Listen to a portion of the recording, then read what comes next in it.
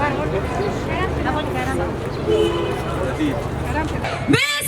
جيان نابه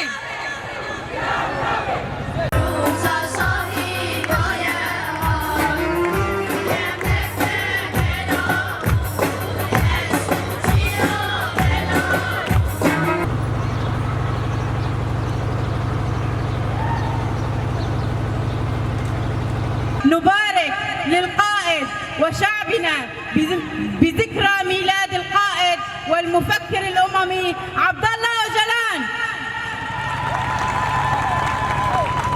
في مثل هذا اليوم ربيع عام 1949 أزهرت الحياة الحاكمة التي قسمت كردستان بهدف إنهاء الشعب الكردي.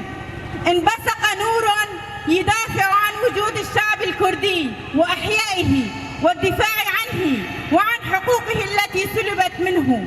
وعزم القائد على كتابة عصر نهضة جديد بفكر وفلسفة عميقة ومنظمة. پیروزکن لحمو گل کرد لحمی جهانه لتلبتی لجنن کردستان و لجنن جهانه ام پیروز و مبارک دکن و جبر جحلبه ام هزار سلاف دشینن جره بر آپورا وش گرتین زندانا را ام دشینن یا دا چروک دست پیدکن به هبون و نبونه لی چروک